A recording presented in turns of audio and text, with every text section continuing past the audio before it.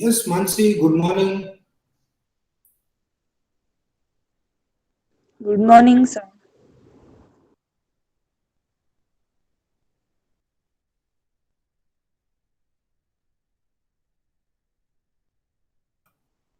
We'll wait for next few minutes so others can join and then we'll start.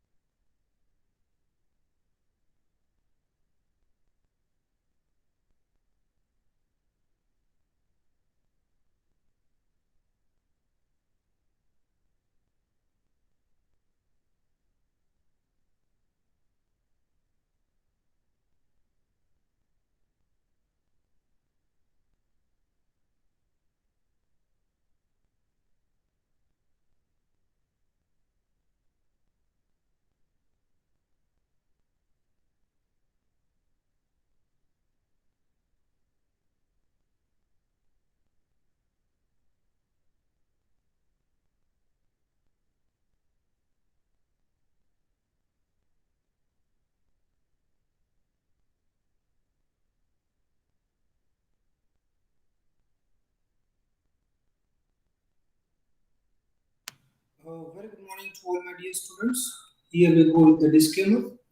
It is hereby declared that the production of the said content is meant for non-commercial, scholastic, and research purposes only. We admit that some of the content or the images provided in this channel's video may be obtained through the routine Google image searches, and few of them may be under copyright protection. Such usage is completely inadvertent. It is quite possible that we overlook to give full scholarly credit to the copyright owners. We believe that the non-commercial, only for educational use of the material may allow the video in question fall under fair use of such content. However, we honor the copyright holders' rights and the videos will be deleted from our channel in case of any such claim received by us or reported to us. Please inform your classmates to join. We'll wait for next few minutes and then we'll start.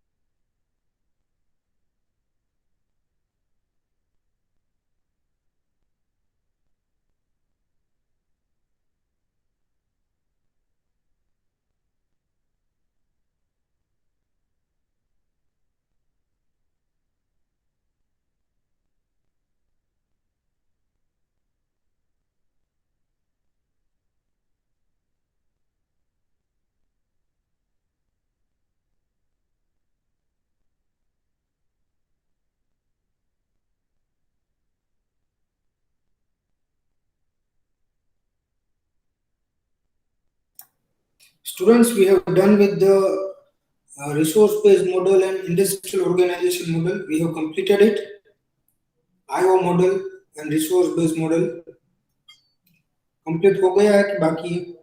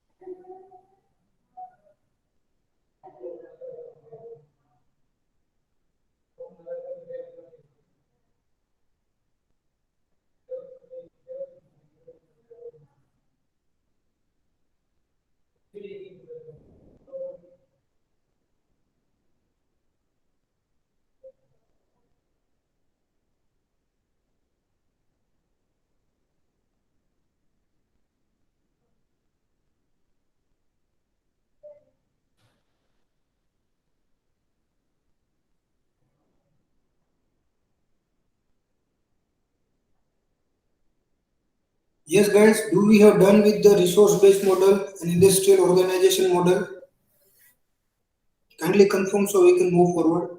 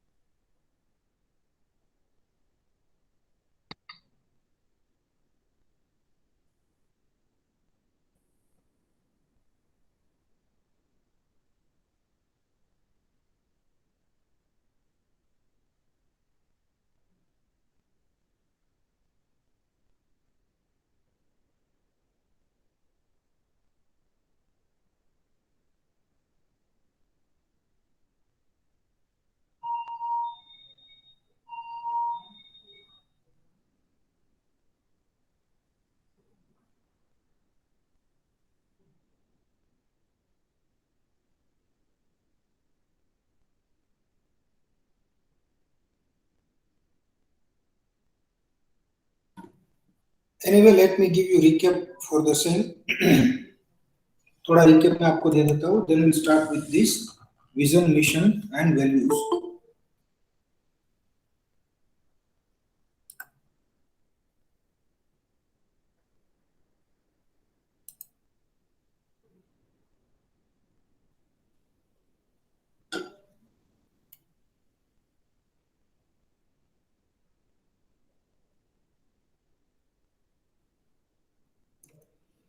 We have done with the corporate level, business level, and functional level strategies. Now, after that, above average return was the point. इसके बाद above average return का point था,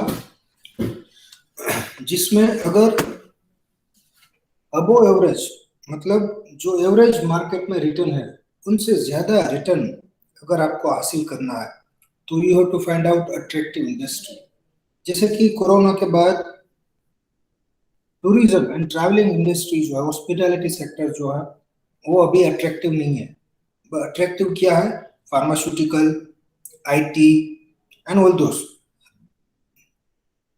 वो काफी attractive industry है. तो आपको सबसे पहले अट्रैक्टिव इंडस्ट्री जो है वो फाइंड आउट करनी पड़ेगी अबव एवरेज रिटर्न पाने के लिए. ना अबव एवरेज रिटर्न क्या है? अबव एवरेज रिटर्न मतलब जो एवरेज रिटर्न मार्केट में है उनसे ज्यादा आपकी कंपनी अर्न कर रही है with the similar amount of risk. इसके लिए एक एग्जांपल मैं आपको देता हूं. आपने 1 लाख रुपए जो है वो निफ्टी में इन्वेस्ट किए, सेंसेक्स की बात कर रहा हूँ, स्टॉक मार्केट की बात कर रहा हूँ. 1 लाख रुपए आपने निफ्टी में इन्वेस्ट किए हैं और वही 1 लाख आपने रिलायंस के शेयर्स में इन्वेस्ट किए हैं. तो निफ्टी में आपको मिला 15% रिटर्न जो कि बेंचमार्क रिटर्न है, और रिलायंस में आपको मिला 25% रिटर्न. मतलब जो एक बेंचमार्क रिटर्न जो है उनसे ज्यादा रिटर्न आपको मिला विद द सिमिलर रिस्क, तो उसे आप अबव एवरेज रिटर्न बोल सकते हो. अब ऐसी कंपनी जिसके पास कंपटीटिव एडवांटेज है, ऐसे एडवांटेज जो उसके कंपटीटर्स के पास नहीं है, ऐसी कंपनी को अबोव एवरेज रिटर्न जो है वो मिल सकता है। नाउ अबोव एवरेज रिटर्न के लिए हमारे पास दो मॉडल थे, IO model that is industrial organisation model and resource based model. अब ये इंडस्ट्रियल ऑर्गेनाइजेशन मॉडल जो है वो प्रिसाइजली फोकस करता है एक्सटर्नल एनवायरनमेंट के ऊपर। इंडस्ट्रियल ऑर्गेनाइजेशन मतलब आईओ मॉडल, ये मॉडल आपको एग्जाम में आ सकता है, इसमें से कुछ क्वेश्चंस भी आपको एग्जाम में देखने को मिल सकते हैं। So industrial organisation is the important one and same time resource based model is also the important one. So the industrial organization model of above average return explains that external environment have clear cut influence on your firm. बाहर का जो environment है उसकी impact आपके firm के ऊपर आएगी, clear cut impact आपके फर्म के ऊपर आएगी। Now that depends on certain parameters, that depends on certain factors. अगर आपकी कंपनी काफी बड़ी है तो उसके ऊपर इम्पैक्ट काफी ज्यादा आएगी, जैसे कि रिलायंस इंडस्ट्री है, अदानी है, वहां पे अगर पॉलिटिकल एनवायरनमेंट चेंज होता है तो सबसे ज्यादा इम्पैक्ट जो है वो बड़ी कंपनी वाले को आएगी, सबसे कम इम्पैक्ट जो है वो छोटी कंपनियों को आएगी। So depends on your size, the impact will be there. So it clearly indicates that external environment is going to affect your decision making, is going to affect your strategy and so on. So IO model, industrial organization model जो है वो ये बताता है कि external environment is going to affect your decision making. Now उसकी कुछ industry properties है, 5 industry properties are there जो हमको ध्यान में रखनी है। जो एग्जाम में अगर क्वेश्चन आता है आईओ मॉडल का तो 5 इंडस्ट्री प्रॉपर्टी हमें लिखनी है और उसके साथ में ही 4 अजम्पशंस है वो भी हमें लिखने हैं, वो मैं आपको नेक्स्ट बताता हूँ। इंडस्ट्री प्रॉपर्टी में क्या है कि भाई इकोनॉमीज ऑफ स्केल, सबसे पहला आपको बल्क प्रोडक्शन करना पड़ेगा, तभी वहां पे एक्सटर्नल एनवायरनमेंट जो है वो आपके ऊपर ज्यादा इफेक्ट करेगा। अगर आपकी कंपनी स्मॉल है, आप बल्क में प्रोडक्शन नहीं कर रहे हो तो वहां पे आपके ऊपर इम्पैक्ट जो है वो काफी कम आएगा। So economies of scale, bulk production, mass production जो है वो होना चाहिए। Then barriers to market entry, market में एंट्री करने के लिए बैरियर्स जो है वो अगर काफी हाई है तो वहां पे एक्सटर्नल एनवायरनमेंट की इम्पैक्ट ज्यादा होगी। अगर मार्केट में एंट्री करने के लिए बैरियर्स काफी कम है तो वहां पे एक्सटर्नल एनवायरनमेंट की इम्पैक्ट भी कम होगी। जैसे कि अगर आपको कोई oil and petrochemical company start करनी है तो वहां पे कई सारे हर्डल्स होते हैं, कई सारे बैरियर्स होते हैं, आप आसानी से वो स्टार्ट नहीं कर सकते हो। तो ऐसी बड़ी कंपनी या फिर ऐसी इंडस्ट्री में जहाँ पे एंट्री बैरियर्स काफी हाई है, आपको वहां पे बिजनेस स्टार्ट करना है तो वहां पे एक्सटर्नल एनवायरनमेंट की इम्पैक्ट सबसे ज्यादा रहेगी। एंड ऐसी कंपनी जहाँ पे लाइकली एनवायरनमेंट है, कोई भी एंट्री कर सकता है तो वहां पे एक्सटर्नल एनवायरनमेंट की इम्पैक्ट कम रहेगी। Then diversification, whether you are diversifying from one business to another one or you are expanding your businesses and so on, तो वहां पे एक्सटर्नल एनवायरनमेंट की इम्पैक्ट जो है वो ज्यादा रहेगी। देन प्रोडक्ट डिफरेंशिएशन, आपके पास कितनी प्रोडक्ट है, प्रोडक्ट लाइन, प्रोडक्ट लेंथ, कौन कौन से नए प्रोडक्ट है, प्रोडक्ट के फीचर्स क्या है, ये सब भी यहाँ पे मैटर करता है। Then degree of concentration of firm, आज एक बड़ी कंपनी है उसके अंडर कई सारी कंपनी है, जैसे कि टाटा सन्स जो पेरेंट कंपनी है टाटा ग्रुप की, उसके अंडर तकरीबन 70 से लेकर 150 जितनी अलग अलग कंपनी है। तो अब मेन कंपनी जो कि टाटा सन्स है वो किसके ऊपर ज्यादा फोकस करती है, जिसके ऊपर ज्यादा कंसंट्रेट करती है, वो भी देखना पड़ेगा। प्रोडक्ट डिफरेंशिएशन में हम देख सकते हैं कि अलग अलग कंपनी की अलग अलग प्रोडक्ट होती है। जैसे कि महाराष्ट्र में प्लास्टिक को बैन कर दिया, तो ऐसी कंपनी जो प्लास्टिक का प्रोडक्शन करती थी, plastic bags and all those things, disposable and blah blah blah, तो उसके ऊपर वहां पे ज्यादा इंपैक्ट आएगी एक्सटर्नल एनवायरनमेंट की। तो depends on your product too. So these are the industry properties that we need to keep in mind as and when we are going to discuss about the industrial organization model. Now इसके बाद 4 assumption है। पहला assumption ये है कि भाई external environment जो भी होगा एक्सटर्नल एनवायरनमेंट जिसमें लीगल है, legal environment, political environment, economic environment, geopolitical environment, social environment, cultural environment, technological environment, competitors environment, industry environments and so many. In short, आपकी कंपनी के बाहर पैर रखते जो भी एनवायरनमेंट है वो सब एनवायरनमेंट आपकी कंपनी के ऊपर प्रेशर क्रिएट करता है एंड आपकी जो स्ट्रेटेजी है उसको भी समहाउ अफेक्ट करता है। ये पहला assumptions है and that is really true. Then the second one is most firms within the industry control similar resources. एक इंडस्ट्री में जितनी कंपनीज है सभी के पास ऑलमोस्ट सिमिलर रिसोर्सेज जो है वो अवेलेबल है। फॉर एग्जांपल मोरबी में सिरामिक इंडस्ट्री है, तो सिरामिक इंडस्ट्री में अगर आप देखोगे तो सभी लोगों के पास ऑलमोस्ट सेम रिसोर्सेज जो है, मशीनरी जो है वो अवेलेबल है।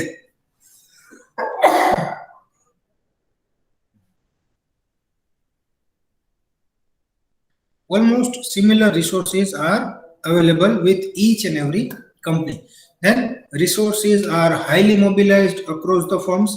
एक जगह पे resources जो है वो इस्तेमाल कर सकते हो, दूसरी जगह पे भी वो same resources आप इस्तेमाल कर सकते हो। So resources are highly mobilized. एक जगह से दूसरी जगह पे भी आप उसका इस्तेमाल जो है वो कर सकते हो, and that is good actually. And the last one is whatever the person he or she is rational one, वो जो भी डिसीजंस लेंगे कंपनी के बेटरमेंट के लिए ही लेंगे। जो भी डिसीजंस लेंगे उसमें कंपनी का इंटरेस्ट सबसे पहला देखा जाएगा एंड कंपनी को उस डिसीजन से फायदा ही होगा, ऐसा अजम्पशन जो है वो हमें रखना है। जो कंपनी का ओनर है, जो कंपनी का सीईओ है, जो उसका चेयरमैन है, वो कंपनी के अच्छे के लिए ही डिसीजन लेगा एंड वो चेयरमैन सीईओ जो भी है वो रेशनल है, वो बंदा जो है वो बुद्धिशाली है, हमें ऐसा मान के चलना है।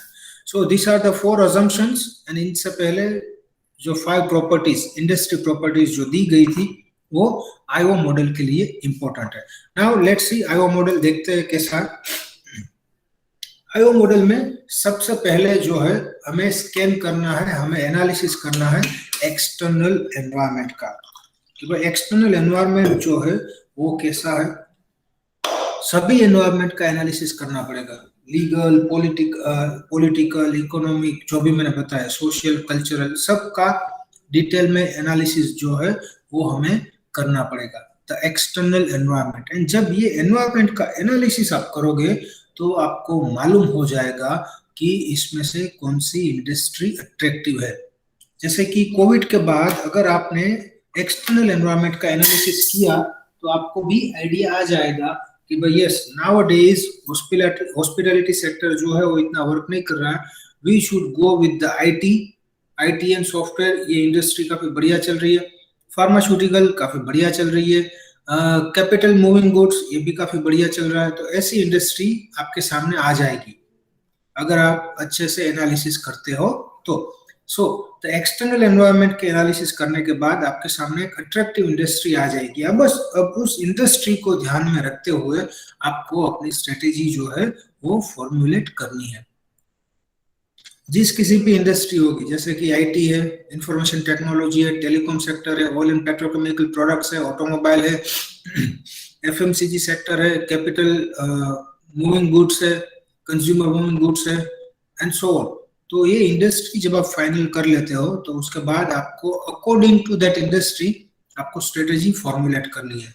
नाउ अब जिस हिसाब से आपने स्ट्रेटेजी फॉर्मुलेट की है उसको इम्प्लीमेंट करवाने के लिए आपके पास सर्टेन असेट्स एंड स्किल्स होनी चाहिए।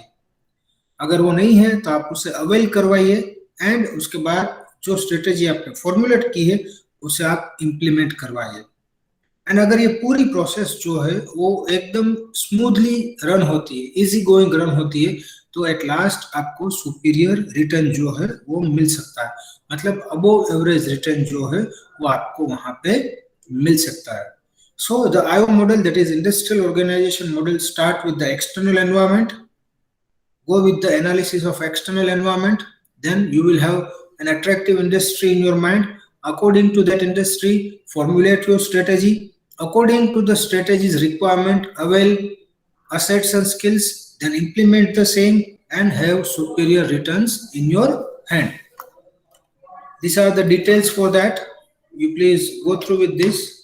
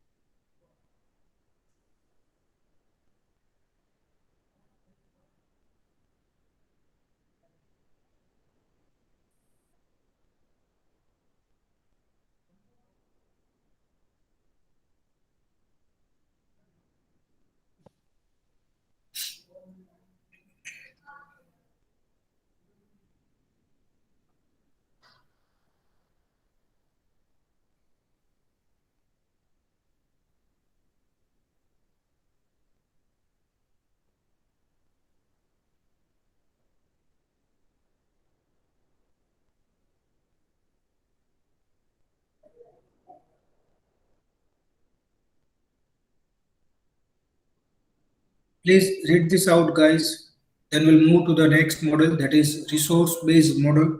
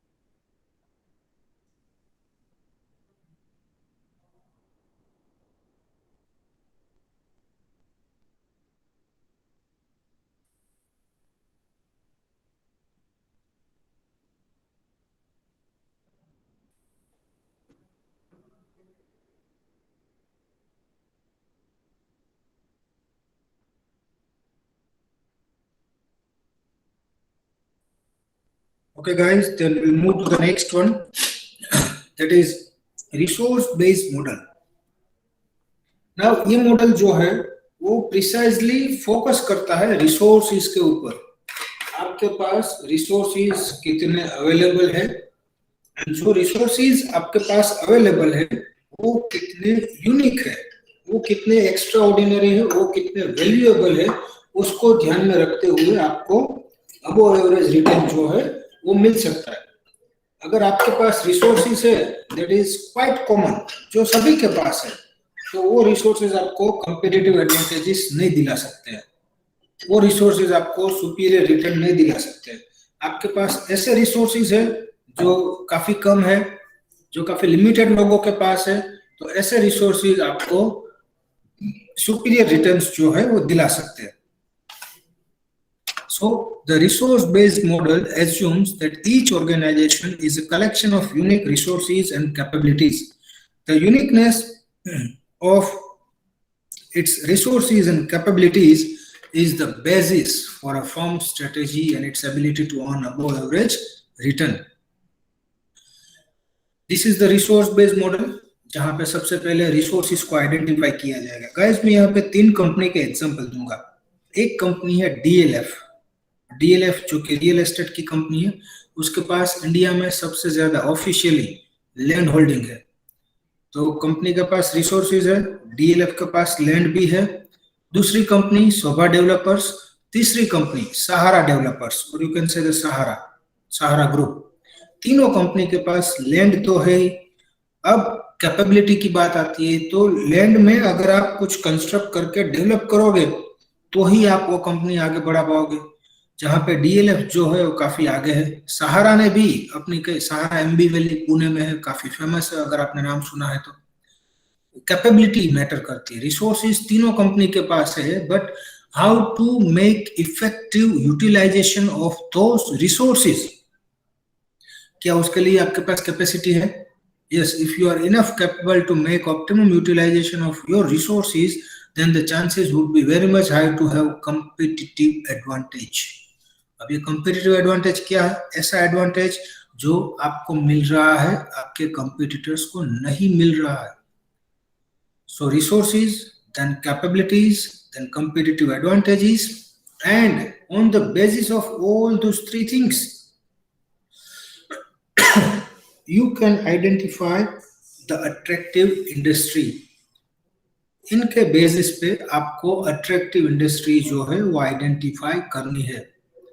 आपके पास रिसोर्सेज क्या है, आपकी कैपेसिटी क्या है, आपके कंपटीटिव एडवांटेजेस है कि नहीं है, इन सबको देखने के बाद आपको अट्रैक्टिव इंडस्ट्री फाइंड आउट करनी है कि भाई नाउ यस, मेरी कैपेबिलिटी जो है वो मैथ्स पे मैं एकदम बढ़िया हूँ, मेरी कैपेबिलिटी उसमें बढ़िया है, तो I should go for CA.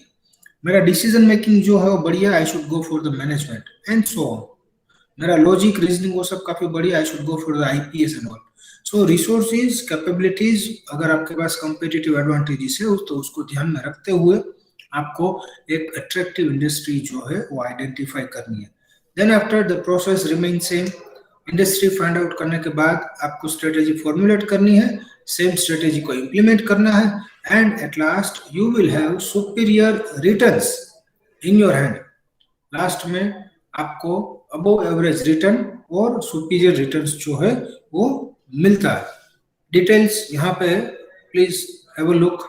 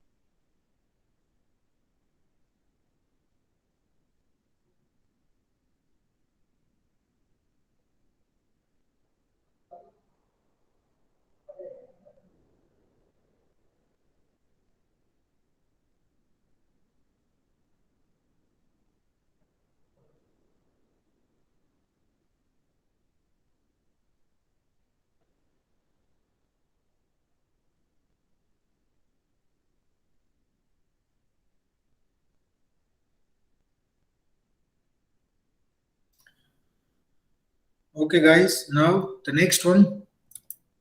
जब आपके रिसोर्सेज रेयर होंगे, वैल्यूएबल होंगे, कॉस्टली टू इमिटेड होंगे एंड नॉन सब्स्टिट्यूएबल होंगे, तभी वो आपको कॉम्पिटिटिव एडवांटेजेस दे पाएंगे.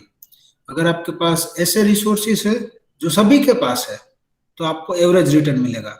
और अगर आपके पास ऐसे रिसोर्सेज है जो कि काफी कम है, जो वैल्यूएबल है, जैसे कि यूएई की अगर हम बात करें तो वहां पे क्रूड है, गल्फ कंट्रीज की बात करें तो वहां पे क्रूड है जो वैल्यूएबल है, रेयर है. That's why they are enjoying competitive advantages as compare to other countries.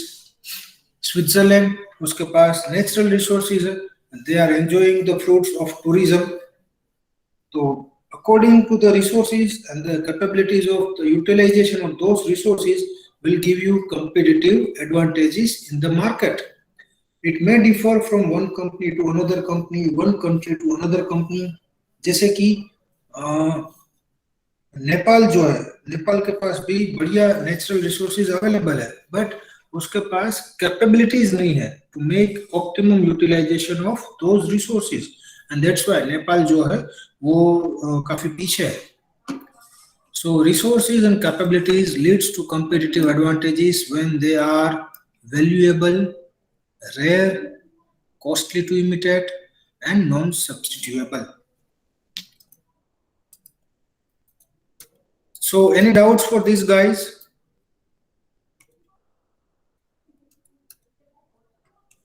Any doubts for this IO model and resource based model? मैंने फिर से यहाँ पे आपको बता दिया एक बार. Any doubts for IO model and resource based model? Great. So now we'll go to the next topic, that is vision, mission, and values.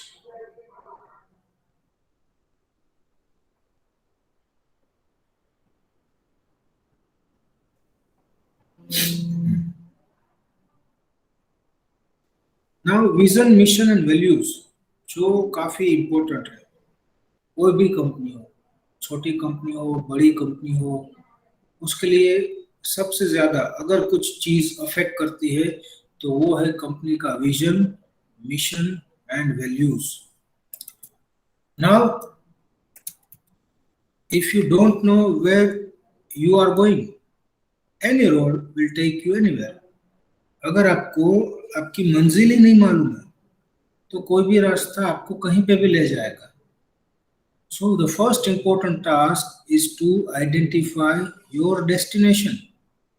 जब आप एक कंपनी चला रहे हो तो आपके पास एक क्लियर कट डेस्टिनेशन होना चाहिए कि भाई yes, after certain period, may be 3 years, may be 5 years, may be 10 years, मैं अपने आप को यहाँ पे देखना चाहता हूँ. मैं मेरी कंपनी को ग्लोबल फॉर्च्यून 500 कंपनीज के लिस्ट में देखना चाहता हूँ, and so it is much needed. Otherwise तो क्या होगा, अगर आपको मालूम ही नहीं है कि आप कहाँ पे जा रहे हो तो कोई भी रास्ता आपको कहीं पे ले जाके छोड़ देगा.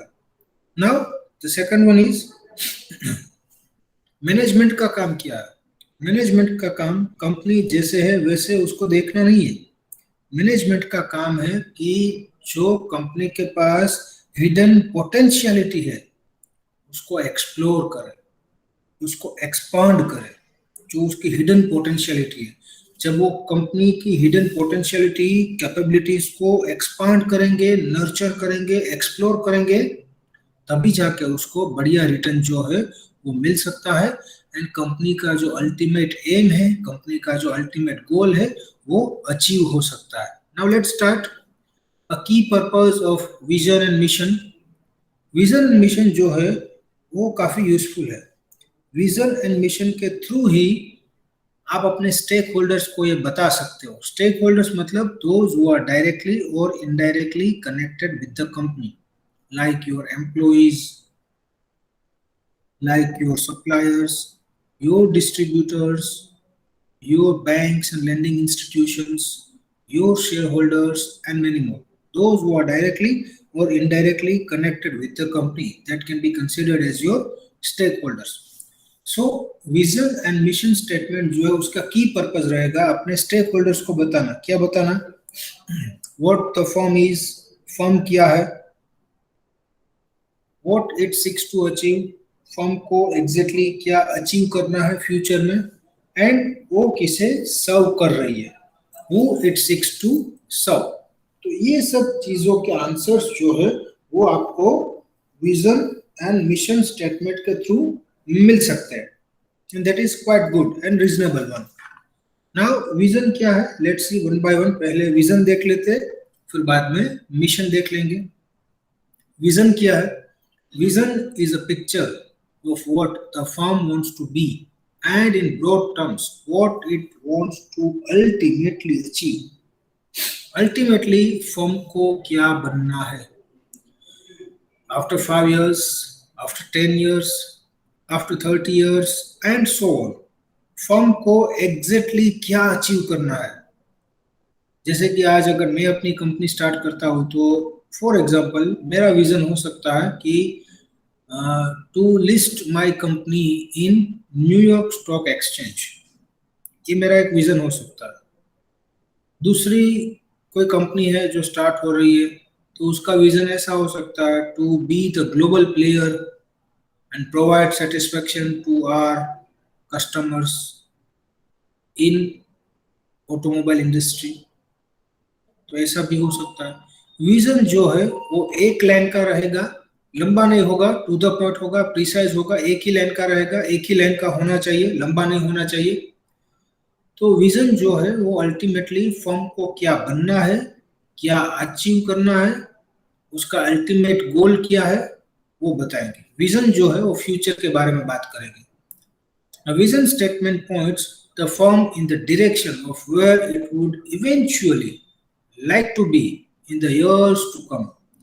फ्यूचर के अगले सालों में फर्म जो है वो कहां से कहां तक जाना चाहती है उसके बारे में बात करेंगे. So strategic vision is a road map.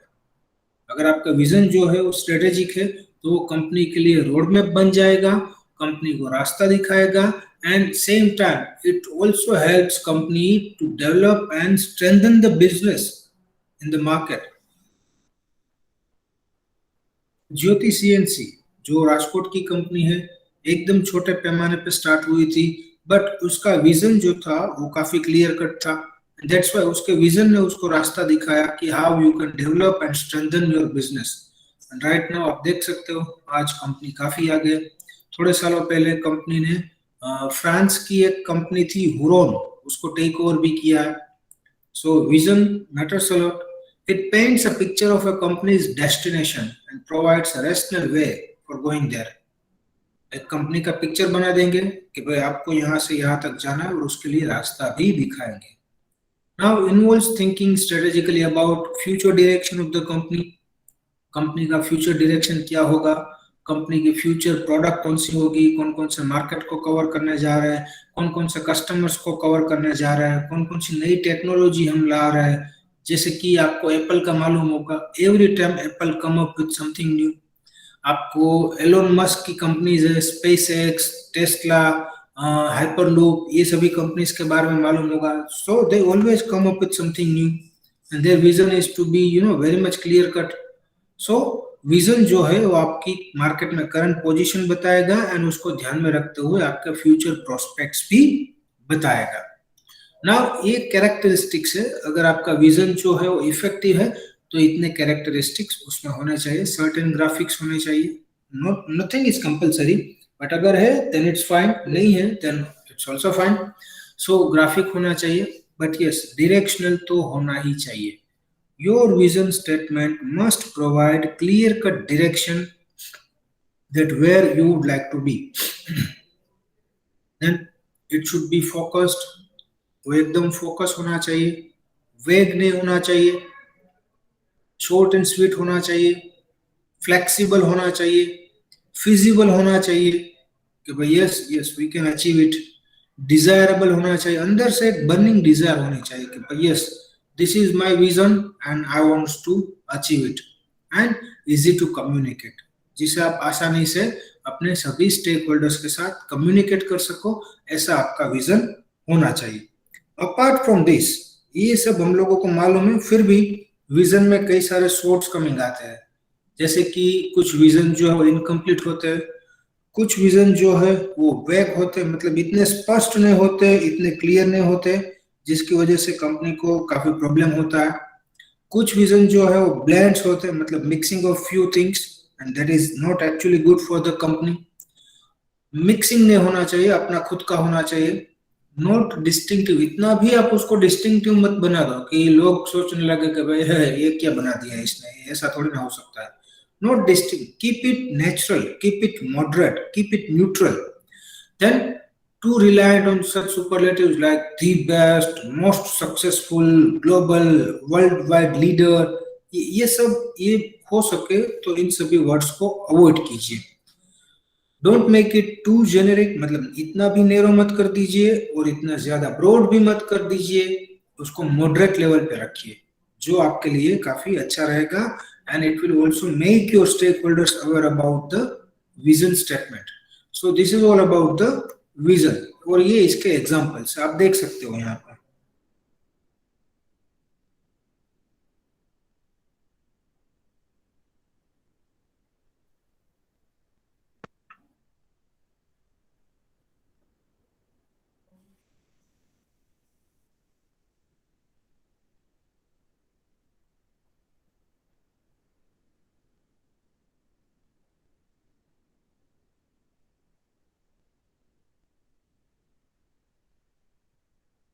McD, McDonald's का विजन है। विजन जो है वो एक लाइन का ही होना चाहिए। आपको एमसीक्यू में क्वेश्चन भी आ सकता है, तो मेक श्योर विजन स्टेटमेंट जो है वो एक लाइन का ही होना चाहिए। मिशन स्टेटमेंट जो है वो 3-4 लाइन का हो सकता है, but vision should be in a single line only.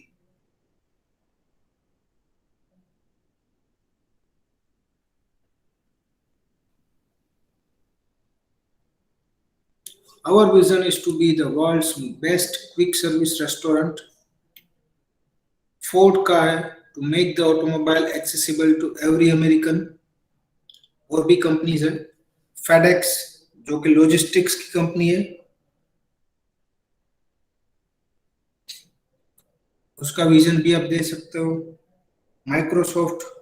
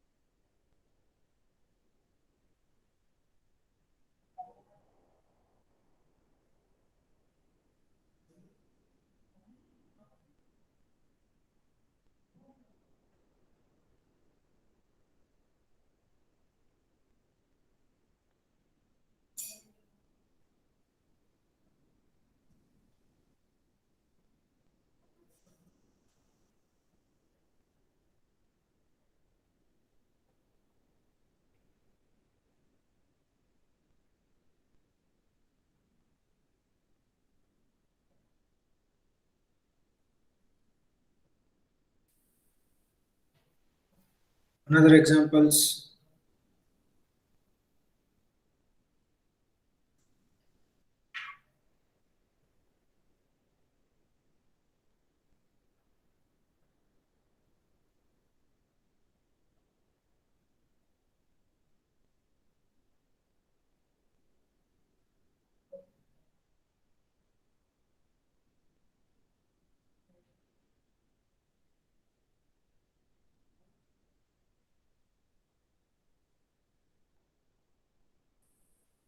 Now, the last two, that is Levi's and Nike,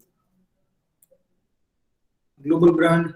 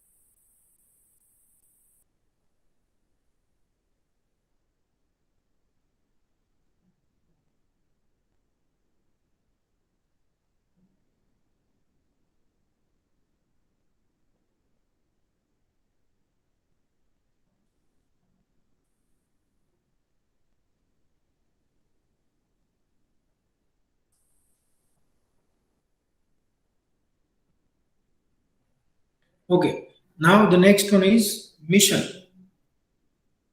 mission जो है वो कंपनी के प्रेजेंट के बारे में बात करेगा। A mission specifies the business or businesses in which the firm intends to compete and the customers it intends to serve. कौन सी इंडस्ट्री में है एंड कौन से कस्टमर्स को सर्व करने वाले हैं या तो कर रहे हैं, वो चीजें आपको मिशन स्टेटमेंट में से मालूम पड़ जाएगी। मिशन स्टेटमेंट जो है वो 2-3 लाइन का भी हो सकता है, एक लाइन का भी हो सकता है, एक से ज्यादा लाइन का भी हो सकता है। Now, mission statement will help you to get the answers of below given questions. Why is this firm in business? ये firm business में क्यों है? इसी business में क्यों है? What are the reasons for the same? Then what are our economic goals? What exactly we want to achieve? Profit making, corporate social responsibilities and so on. हमारे economic goals क्या है? What is our operating philosophy in terms of quality, company image and self concept? जैसे कि Skoda company की बात करें यहाँ पे, तो स्कोडा मोटर्स, तो उसका एक टैगलाइन था थोड़ा टाइम पहले, थोड़ा सालों पहले, obsessed with quality, highly obsessed with quality. कि भैया हमारी प्रोडक्ट शायद महंगी होगी पर we never do quality compromises at all. Quality में कोई कॉम्प्रोमाइजेस हम नहीं करते हैं। कंपनी की इमेज कैसी है मार्केट में, जैसे कि टाटा ग्रुप काफी बढ़िया इमेज है, सेल्फ कंसेप्ट के साथ। What are our core competencies and competitive advantages, हमारी कंपनी जो है उसके पास कौन कौन सी कॉम्पिटेंसीज है, हमारे पास ऐसे कौन कौन से कॉम्पिटिटिव एडवांटेजेस है जिसकी वजह से हम मार्केट में आगे बढ़ सकते हैं, हमारे कस्टमर्स कौन कौन से हैं एंड उसकी एक्सपेक्टेशंस क्या है and whether we will be able to fulfil it और नॉट।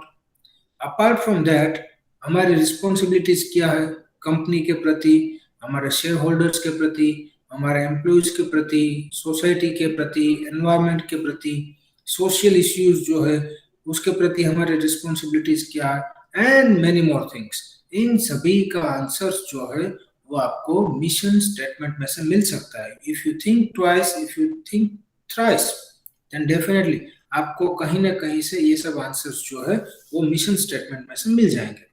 नाउ उसके कैरेक्टरिस्टिक्स कैसे होने चाहिए? मिशन स्टेटमेंट के कैरेक्टरिस्टिक्स जो है वो कंपनी को एक बाउंड्री एंड करंट बिजनेस की हाइलाइट्स जो है वो प्रोवाइड करते हैं मिशन स्टेटमेंट। जैसे कि आपकी प्रेजेंट प्रोडक्ट क्या है, अभी आपकी एग्जिस्टिंग प्रोडक्ट क्या है, आप कौन कौन सी सर्विसेज या तो प्रोडक्ट्स जो है वो मार्केट में ला रहे हो, आप कौन से कस्टमर्स को सर्व कर रहे हो, कहाँ कहाँ पे सर्व कर रहे हो, जियोग्राफिकल कवरेज आपका कितना है। Then it also conveys who we are, हम क्या है, व्हाट वी डू, हम क्या कर रहे हैं and why we are here. इन सभी के आंसर्स जो है वो आपको मिशन स्टेटमेंट में से मिल जाएंगे। नाउ कुछ कंपनीज के एग्जांपल्स हैं, उससे पहले थोड़ा सा क्लेरिफिकेशन है। विजन एंड मिशन दोनों का थोड़ा सा क्लेरिफिकेशन जो है वो आप देख सकते हो यहाँ पे। A strategic vision concerns a firm's future path where we are going। Future के बारे में बात करेगा विजन जो है, जबकि मिशन जो है वो प्रेजेंट के बारे में बात करेगा, हम अभी क्या है और हम क्या कर रहे हैं। विजन जो है वो फ्यूचर में कौन कौन सी मार्केट आपको परस्यू करनी है, कौन कौन सी प्रोडक्ट लॉन्च करनी है, कस्टमर्स कौन कौन से नए आपको एक्वायर करने हैं, कौन कौन सी नई टेक्नोलॉजी लानी है, उन सब के बारे में बात करेंगे।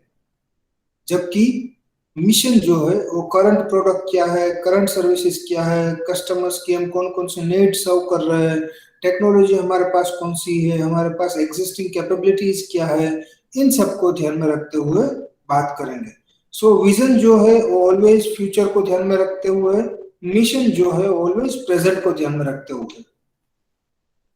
Now these are the examples of mission, or you can say the mission statements of some global brands.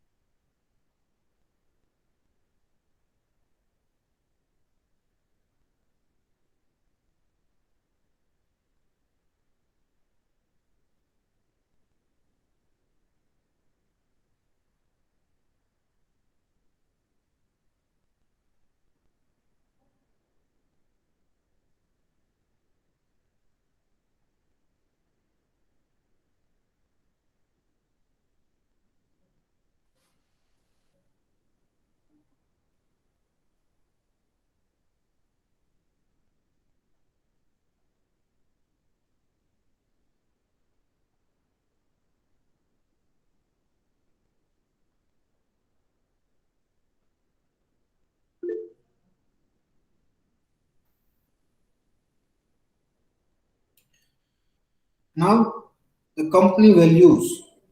आज कोई भी कंपनी होगी, भले ही कितनी अच्छी क्यों ना हो, बट उसकी भी कुछ बेसिक वैल्यू तो होनी ही चाहिए. इनसाइड वैल्यूज, फाउंडिंग फिलोसॉफी, कि भाई यस आज हमारी कंपनी टिक रही है तो ये हमारी वैल्यूज है, ये हमारी फाउंडिंग फिलोसॉफी है, हम इसको ध्यान में रखते हुए मार्केट में आगे बढ़ रहे हैं.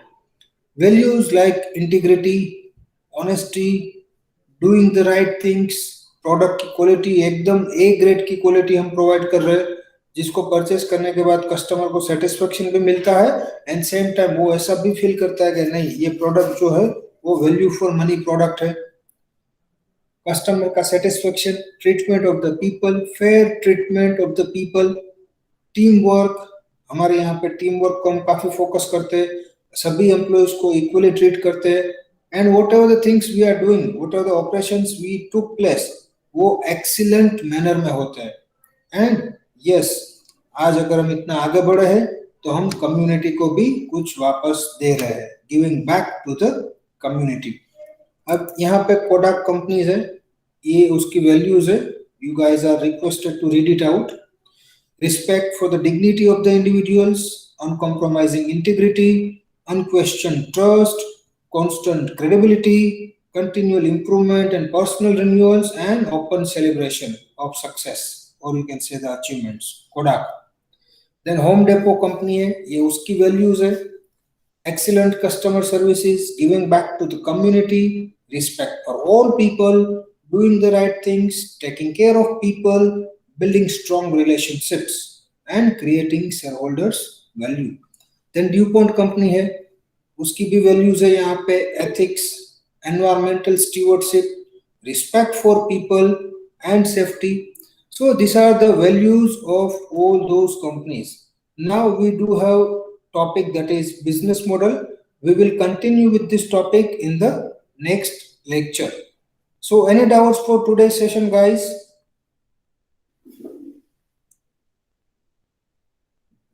Any doubt for today's session? Great, chalo. So today we'll keep up to this only. That's it for the day. Thank you so much, guys. Enjoy your day. Take care. Next we'll start with the business model. Thank you, guys.